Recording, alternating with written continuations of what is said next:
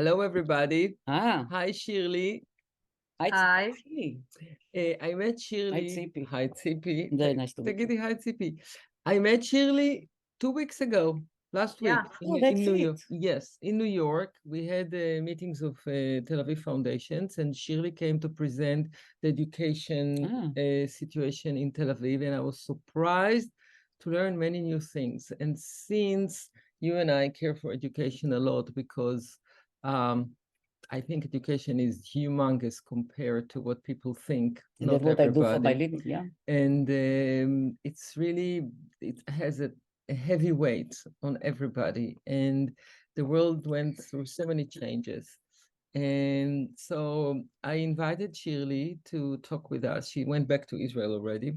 And to But just listen, but converse about education. this is too big. I mean, I'm sure Hold that. on. Okay, I want to know what she is actually doing. She will tell us But I exactly know what nothing. she actually is doing, but we can say about 2 words what's going on in Tel Aviv or in Israel. But I think it's interesting to compare what's going on here versus Israel, or what's going on in the world in education. Rest of the world, yeah. Before Corona, during Corona, coming out of Corona, the whole status of education and our views about it or whatever. Okay, so what do you do? So I'm in charge of all the educational system in Tel Aviv-Jaffa, which includes 80,000 students. Wow. From 3 years old until 18. We have 150 schools and 600 kindergartens. And I have a large staff, a big headquarters, and I work in the municipality of Tel Aviv-Jaffa. It's my 7th year in this position, and I'm enjoying almost every moment. Wow. And basically you handle Jews and Arabs together. Yeah, Jews and Arabs and asylum seekers and ultra-Orthodox and many olim and new immigrants from all over, the Jewish from all over the world that come every year in large masses to Tel Aviv. There's this assumption that Tel Aviv, it's the high-tech country, and Jerusalem is the Orthodox country, and all the rest are in between. And when I heard your presentation, it comes out that the picture is very different. And but she has to tell us the picture. Very, very, very different. I know nothing, so let me join the picture that she knows. Okay. And you know. So we have maybe 40% of the population in Tel Aviv is what the image of Tel Aviv is a high socioeconomic level, secular, and they maintain the main image of the city and the main life of the city. Basically Jewish. Yeah. We have 5% Arabs that all of them live in Yafo. We have 10 in the educational system. 10% of the students are asylum seekers from Eritrea, and a lot of foreign workers without status in Israel, from Philippines, from India, from New Guinea, and so on, from Africa. We have 10% ultra-Orthodox Jewish that have independent educational system. And we have like 8% religious, national religious, as we call him in Israel. And we have like 20% or 30% of the population all over that is very, very poor so in Tel Aviv. What are the channels? Because Tzili and me, we were talking that basically a lot of the way we grew up in school, not much changed. If I look at my grandchildren, this is the sad thing. Yeah, this is even the songs thing. are the same. Yeah, the holiday songs are the same. Yeah, we have a joke that we said that the reason that the educational system doesn't change is for the grandmother. They will know how to speak with their grandchildren, so they have a common language. This is why it stayed the same. But it's a sad fact. I agree with you. The world has changed many times in the last 100 years, even in the last 50 years. Technology and internet and a lot of revolution all over. and education hasn't So changed can you in give the me same bullet points of rhythm. what areas you are touching? All areas of life sectors. of all areas of life of the kids. Since Everybody has the same curriculum, the same program. The ultra Orthodox now they are independent, so they Right. don't have to learn English, math. Yes, What we Also in say Tel the Aviv? core. Also in Tel Yeah, Aviv? yeah. We are not in charge of the curriculum. The municipality doesn't have any authority vis-a-vis the curriculum. But Only the state. wait. You know, in Tel Aviv, there is a quite a big center around Allen Bishenkin. You know, it's in the center of Tel Aviv, of religious or ultra, even Haredim. Right. And they walk around, it's okay. Among all Right. these secular kids, It's a very pluralist everybody city. with their, you know, Right. It's a out. very They pluralist don't city. care. I think that the main maybe characteristic of the city is very, very pluralist. The pluralism of Tel Aviv is well known in Israel. We accept everybody, and everybody feels at home in Tel Aviv. The LGBT community and the Haredim community and the Olim community, everybody feels at home So in Tel Aviv. You cannot influence them as a city by, let's say, even introducing the Haredim to the secular kids, let's say, grade third or fourth grade, and then to influence them to open up to study math and English. They won't let we do them. it The informal.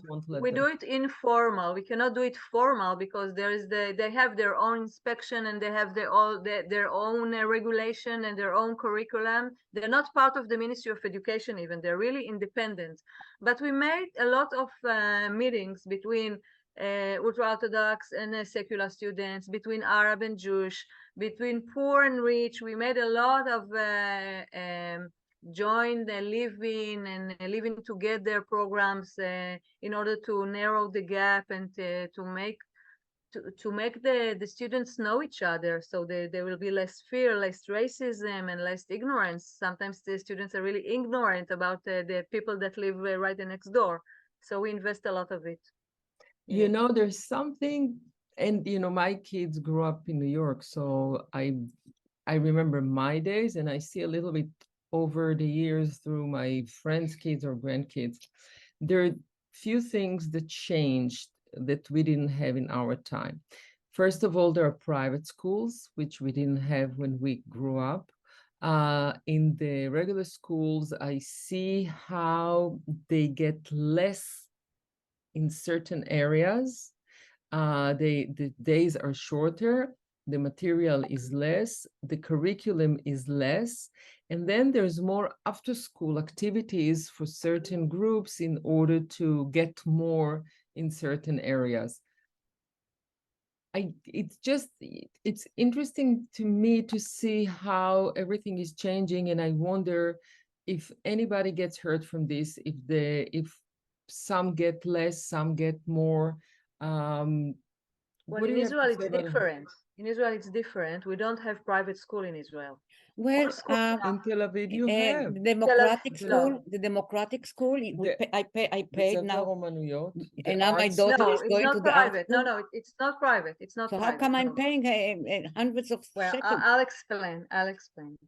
The state has made regulation for the schools that wanted to be private, but they cannot be private anymore. They've lessened the payments that parents have to pay, and now it's very low, the payments that parents have to pay. We in Tel Aviv, we have two schools that they were built 35 years ago. Leteva and an art school. So they that's my both. Science and from 100 I have grandchildren in both. And they are not private. They are public, and I'm in charge of them. And what the parents pay is for supplementary art in the art school and supplementary courses and travels in Leteva school. This is what the parents pay, but it's not a private school. It's public school. It's under my authority, and they are like all others. They don't get more than others. What we have is a gaps between students in the south that are very, very poor, and students in the north that are very, very rich. In a few kilometers, we have the richest kid in Israel and the poorest kid in Israel in Tel Aviv. So what we do as municipality is we gave 8-time budget plus for the south, then the center and the north of Tel Aviv, because there they don't need a municipality as the poor people. So this is what we do: progressive budget, and very different. We different between population. So the poor children and in the low income families, they will get the same chance to finish school, to have good grades and good bagrut matriculation test and everything. Shirley, we see now that we miss a lot of teachers. Yeah, there are many missing teachers. At the same time, there are many Arab teachers available, but they don't. But it's not in the right disciplines. What? We tried. It's almost impossible. Buses, transportation, Arab teachers from the north, but they don't teach the subjects that we miss. We miss English and math, and they mostly teach Arab or what else? Sport, gymnastics, something like this. So we don't need this kind of, but we have in every school in Tel Aviv, we have at least two Arab teachers. But what do you think about maybe take the Arab teachers and give them a course or something, or train them in the subjects that you're missing teachers, and bring them to the educational system? I'm asking not professionally from teaching point of view, from ethics point of view, or political point, social point of view. What do you think? This is the Ministry of Education. It's not but her idea. I mean, just I think it's a good idea. The problem is the transportation. It's very, very difficult to arrive to Tel Aviv. Even from Netanya, it's 1 hour and a half in the morning to arrive to Tel Aviv. And they live, most of them, in the north, in Nazareth, and to arrive to Tel Aviv, it can take 2 hours every morning and 2 hours to come back at home. So most of them don't want to live. And those who come from the north, we pay them in cash money a lot. So they can come and take, and we pay them for the transportation, everything, because it's a lot of money. And it's a lot of hours. So the distance here, it's a problem. But we try every time, every year. This year we got a lot of Arab teachers, and we are very happy with it.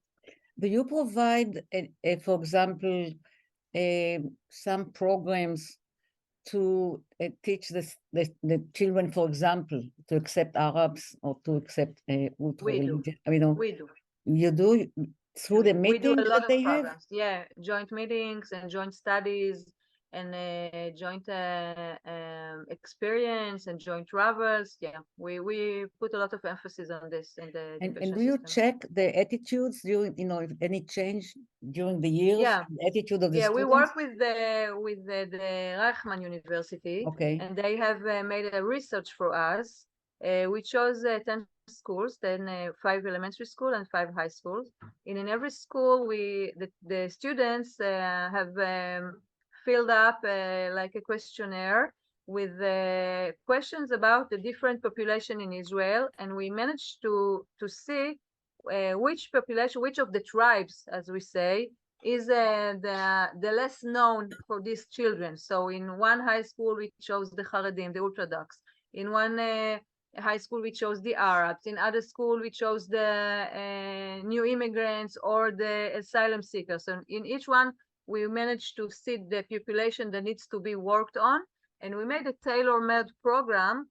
And we see that after a year and after 2 years and a lot of seminars and a lot of investing in this in the curriculum, we've tried to... So what's the difference between Israel education as you see it and what you see here in America? I think that the main difference is the private education that you have here in a lot of the strongest schools schools. in the US are the private, and it's for me as a socialist and the one that cares for the low-income families. It's sad. I think it's something to be But you know, proud. they have here a special. They have here. It's not private, but you still have to be accepted in terms of you have kind of an exam, but you don't pay. It's really public, selective. Yeah. So in Israel, we don't have examination. Everybody accepts for the school that it's near his house. It's all geographic, so it's very communal schools in the neighborhood, and we work a lot with the community, and we do a lot of things with the parents, and everybody is going by foot and not going, taking. But there is high school, or there was an high school like Ronit Daled, which actually had integration, or even my school. All the schools it stopped 20 years ago. Not anymore. Years ago. No, it's not.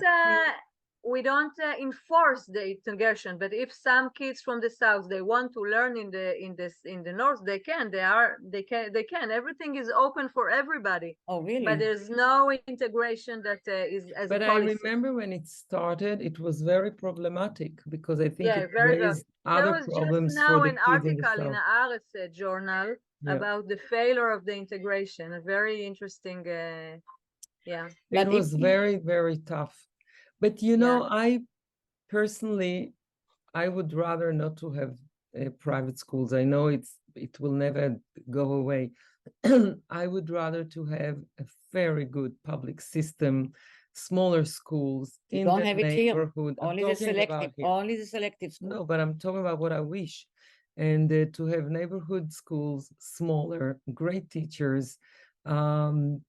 Living around the schools area, you know, not traveling like crazy, and then go to the right high school, the one that fits you, and more. But but for this, you really have to change the whole way of thinking of the society in the United States, which is based on economy and college. You know, everything is like around the college from zero. Right. And it's really so tell me, what do you think an average student in Israel, when he finished high school, what his bag of values includes? You know what I mean? Depends on the city that he lives in. No, Tel Aviv. I can only ask you what you thrive, what you really drive it in terms of. They come out, so let's say they do the matriculation and they do it well, and they can go to the university. Okay, what's other things they got from school? It's values and also capabilities, I will say, because we invest a lot of on the SEL, on social emotional learnings, on capabilities as empathy, as a work team, as self-control, as a lot of dealing with feelings and reflection, and it's important for us to build the children and the students as resilient students, that they can cope with the very tough reality in Israel, and they finish school and they go to the army, so we have to prepare them really to be resilient. So this is the capabilities of the social and emotional capabilities that we work very hard on this. In terms of values, I think that the main values are the values of democracy, which are very, very present in our educational system. The freedom of speech, the freedom of thinking, the rights of the minorities, things like this. Feminism is very present in our education since I arrived, and a lot of sociological issues are. Do high school students question the need to go to the army? Sure. What do you do with this? They also question the need to go to school after Corona. We spoke there post-COVID. So after the Corona, they really asked themselves, why should they go to high school? It was really nice for them to be at home to study alone. So but this is different because, you know, when we grew up, it wasn't questionable. Everybody went to the army. It was obvious, and it was very clear. Everybody knew why. Over the years, we saw many times that high schoolers started to ask questions and nothing is taken for granted. And I know that today even more. When you talk about a body of values, what do you tell them?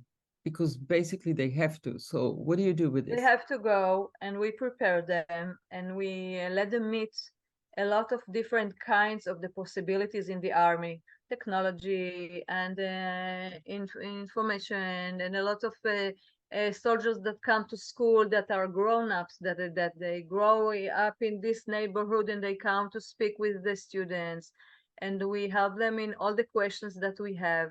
And then if they decide not to go to the army, it's really, I think it's a family decision. It's not a part of the educational system. I think that we gave them all the tools and the values, and also the tools to ask questions. I think that doubt is something that is very, very important. You don't have to do anything just because someone has told you. It's true that in Israel it's part of the law. So that's why I think But we know that many more kids, many more, especially go. in Tel Aviv, especially in Tel Aviv. But you know, well, it's not true. I have to say it's not true. Tel Aviv every year accept the award of Tzahal of the highest number of grown-ups that go to the army every year. You see? Yeah, it's also part of the wrong image of Tel Aviv. Yes, I agree with you. But you know, when I grew up, I speak for myself. Yeah. In my case, the house could teach me to be honest and maybe do my best. Everything else I got from the school or from the youth movement, not from family. And I don't know if today's the school is the place where children feel safe enough or have faith. But when we grew up, when the parents, in many houses, the parents didn't get involved too much, and today the parents are more involved. Yes, it's right. Different generation. You know, the parents went to the army, the kids go to the army. Right, it was a model. They're much more involved politically. They didn't come from abroad. They grew up in Israel, or they came to Israel because of different reasons. So today the family has a very heavy weight on what's going on, and everybody is very active or not, you know. How do you deal with that? Because what she says, because for you, you know, the way parents are trying to influence and no, it's not influence, actually to protect. They're really they do everything to protect their kid. I'm not sure if they really come with the set of wishes for the class, but I don't know how you deal with parents. Well, we have established school parents in the really a school for parents, and we make a lot of workshops for parents, a lot of lectures and processes, and also we accompany families that want help on how to deal with their children. We have very, very good relationship with the parents in the here in Tel Aviv-Jaffa. We invest a lot of time, a lot of money, and a lot of thinking of how to do it the best. So we have a great collaboration with the parents here. My door is open to everybody. They all have my cell number, and of everybody in the educational administration, the municipality. I think it's we are very negishim. How do you say? Accessible. Anyway, we're very accessible for the parents, and it proves to be a good way to manage the situation. Right. It's very, very challenging because parents want to know everything, every minute in the day, what happened with the kid, send pictures, write me every day what happened, and it's not really normal. And after the COVID, it became even more. Because they were very, very much involved with the Zoom, and the children were learning from the house. So they saw everything that happening in class, and they feel like part of the class already. So it got worse after the corona. But tell me, how can you protect the kids? Because, you know, everything became very violent. We have Not to, everything, you know, but everything. There is violence. And school, I don't remember when I went to school if there was, I don't remember bullying. There was bullying. I remember bullying. I remember. don't. Oh, I I think remember big time. the main difference is the internet. We didn't have The the social social media, yeah. networks, the social media. Everything now is But you out. cannot control any of this. You But cannot how do you control it. handle it? We cannot control, but we can give the students the tools to cope with it. This is one of the challenges that the virtual world that they live in. After school, they go into their virtual world as avatar, and they have so many characters that are not them. And sometimes they get confused: is now the avatar or now I'm myself? And we have to give them tools to cope with the confusion, because they are very, very confused in both worlds, in the virtual world and then the reality world. And we have to teach them values, to know what is right and what is wrong. This is our main job, I think, in the educational system. And whatever they do in the social networks and social media, it's the parents that are in charge of, because it's happening at home. And we are doing a lot of work with the parents, really guiding the parents on how to speak with the children, how to work with them, how to identify dangers in the network. It's a hard work. I think the bully at our time was mainly with boys, especially at Between the boys. the welcome ceremony when somebody new came or came to a high school, Yeah, or right. it was very tough. Right. What I want to ask you about the trips to Poland. Because you know, I was on the first one with the theater, the Kamari Theater of Tel Aviv. We went to Poland at the end of the 80s, still the end of the communism. And we were the first to open all this, all the invasion from Israel. How old were you? Oh, I was a big girl. I was in my late 20s. Okay. So no, this is not a as a big high difference. school. Not as This a is a high big school. difference. No. What happened was that this was right after the Jews from the United States started to go to Poland to look for things that the roots or leftovers or memories, and the Polish government allowed the Jews finally, because Israelis weren't allowed to come to Poland and nobody was allowed basically. And they also made a lot of money because the Jews were happy to pay whatever as long as they can go back and look for whatever. And so we were the first group from Israel, and we performed and we had ceremonies in Warsaw, in Lodz, and in Krakow. And then they started to build the whole idea of trips, and slowly it grew to what we know till the year before the last. And I was against it. I never liked the whole handling of the whole thing, and the whole festival. And I'm saying festival not in a festive way. No, I And understand. I never understood why the Polish people didn't say no. And eventually, when they did, everybody said, "Why do they say no? They're anti-Semite. They were always anti-Semite. You know, it's not new. They never said anything." And last year, when Yair Lapid said, "Okay, we're not going," I said, "Thank God, finally, and I hope it will stop forever." Yeah. What do you? I agree with you, Tzili. I am against, for years now, I am against these trips to Poland. I don't understand why we have to send the young students at the high school. They have to see all these horrors. It's like a pornography of the Shoah. Right. No, my husband has a have, convention now in Krakow, and he wants me to go with him in June. And I said, I'm not going to Poland.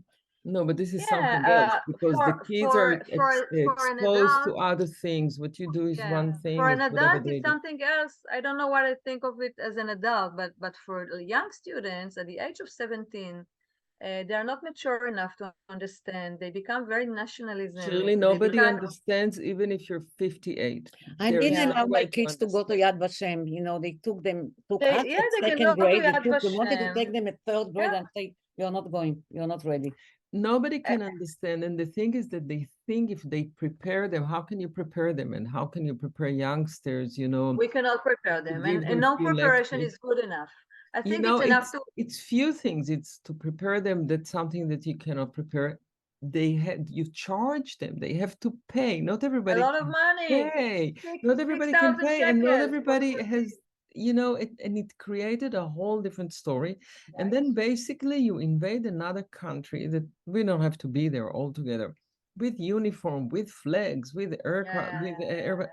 It's really I agree with you, unnecessary. And then they come back totally different.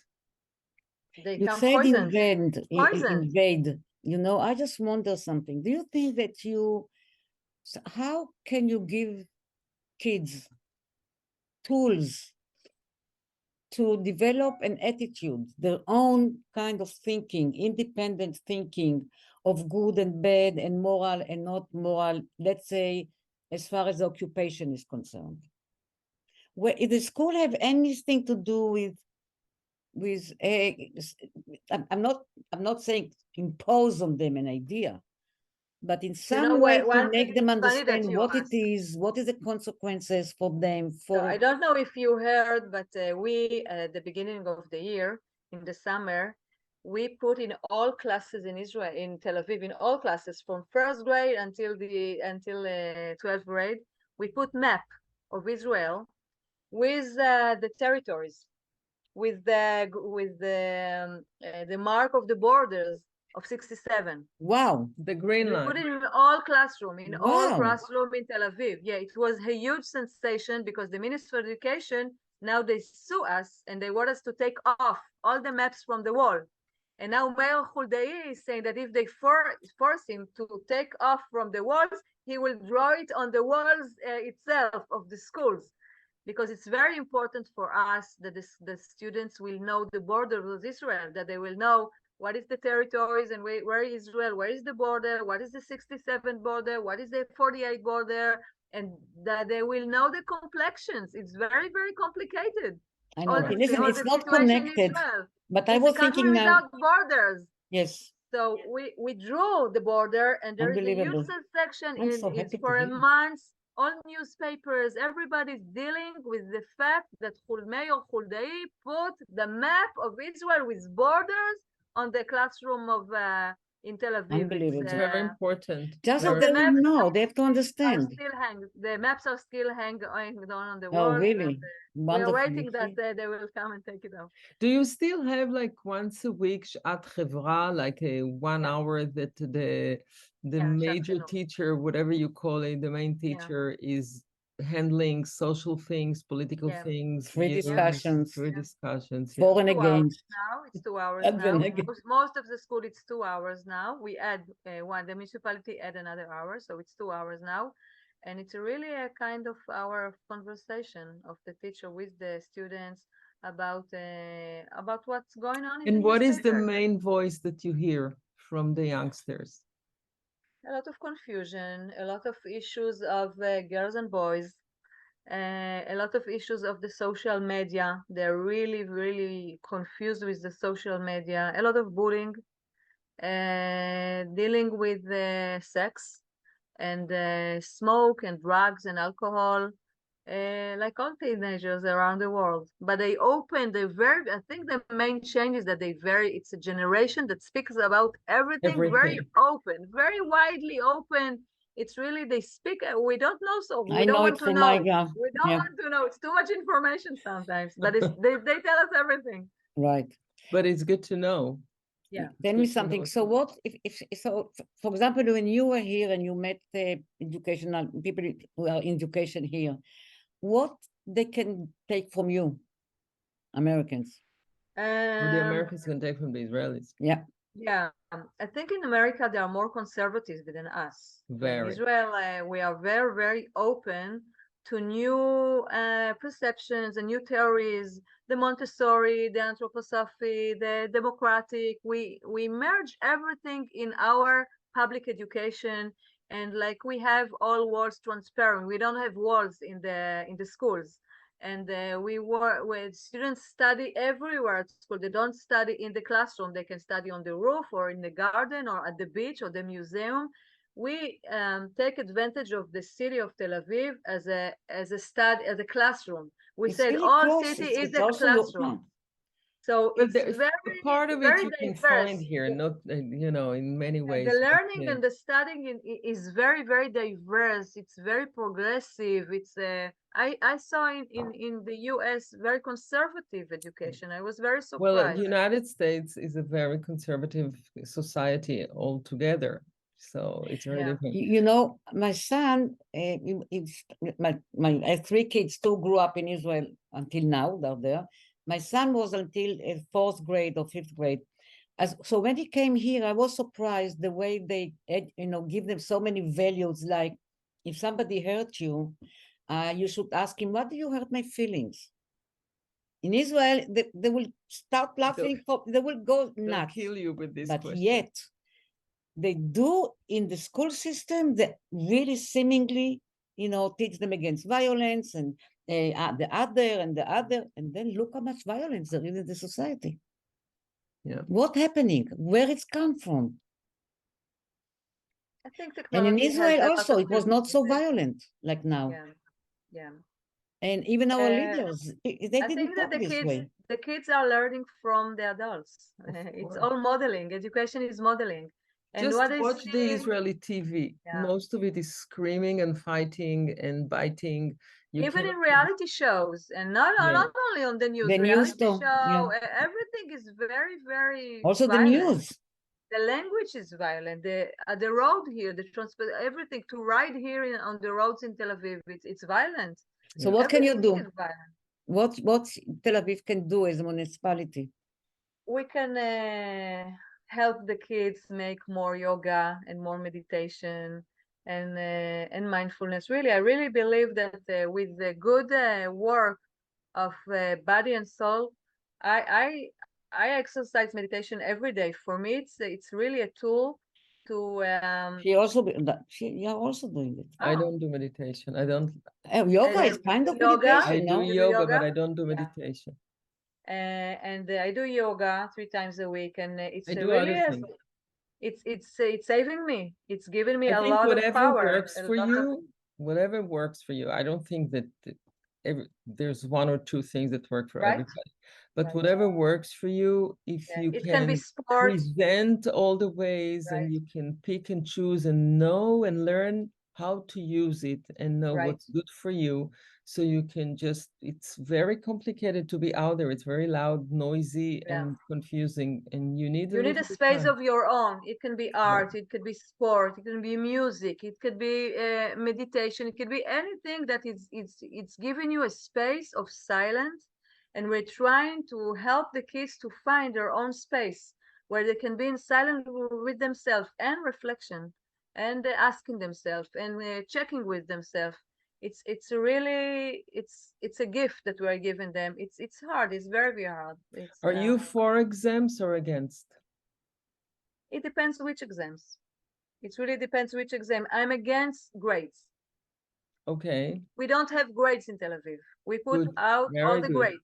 Yeah, very good. I think it's judgmental. I think it's making a lot of social problems in the and it doesn't mean anything for the kid if it's 7 or 8. So we have written feedback, and we have all the assessment is very long and very descriptive and no numbers. So this is the important thing. The exam, it's a way to examine what the students know. So we can do all kinds of exam. It doesn't have to be not everybody can take. It doesn't have to be stressful. It doesn't have to be only of what he remembers. It can be very creative. The exam, it's important, but it depends on how do you do it. You know, when I finished high school many years ago, I was working before I went to the army. I was working in all kind of things, and one of them was watching. My mother was teaching in one of the schools in the south, where now all the Eritreans are, in the and I watched the kids, in their finals for high school. Those days, it was the poor kids of Tel Aviv, and they really worked hard in order to finish high school. And many of them didn't continue after, but it was a big deal to finish high school. Those days they used to have very old ladies watching all the kids, not to copy. I used to come earlier and find out who good's at what. And then I used to tell them the answers. And I said, they already reached all the way here Right. to fail Right, them. you're right. Leave them alone. I Let would them have done the same. finish and be happy. And She even tells me to Right. give an 8 to all my students. if they come to the class every time, of Yeah, course. yeah, It's really doesn't mean anything. You can be great Right. later, and you can be a great student and do nothing later. But why That's to true. bother them? So I made sure Bother that them. No, I mean, why Yes, to yes, yes, bother I know. them? Let them finish, be happy.